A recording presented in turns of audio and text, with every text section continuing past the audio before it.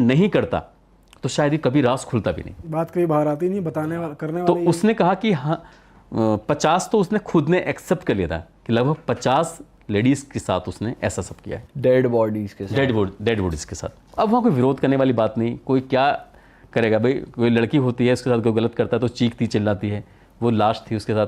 अब इस पर तो काफ़ी बवाल मचा था पाकिस्तान में, इस बात को लेकर बहुत चर्चा हो रहा है। नीचता की हद है, नीचता की हद है। लेकिन अफसोस की बात ये थी, इसके बारे में अगर आप ये भी जानोगे ना कि उसको क्या सज़ा मिली तो ये नहीं पता चलता। कानून जैसे हमारे यहाँ का कानून बहुत लचीला है ना, और अपराधी अपराध करता रहता है, नहीं तो अगर गल्फ कंट्रीज में होता तो शायद उसको निपटा देते उसे जो, लेकिन शायद वो लंबे समय तक जिंदा रहा, उसको शायद कोई बीमारी हुई थी क्या है नहीं है, अब इस बात का पता नहीं।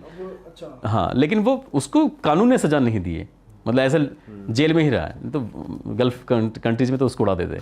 सर कोई फॉरेन की स्टोरी भी है कि यूएस कनाडा इस तरफ की? मैं 1300 के आसपास कहानी सुना चुका हूँ, तो इसलिए मुझे एकदम याद तो नहीं आ रहा।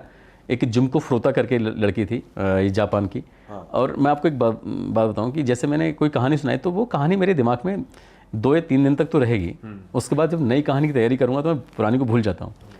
तो अब मुझे रैंडमली तो एकदम याद नहीं आ रहा है, लेकिन अगर आप सुनना चाहें तो मैं आपको एक कहानी जरूर सुनाऊंगा। ये उत्तर प्रदेश के पूर्व मुख्यमंत्री अखिलेश यादव से जुड़ी हुई कहानी है, और ये कहानी और कहीं किसी चैनल पर आपको नहीं मिलेगी, लेकिन हाँ प्रिंट मीडिया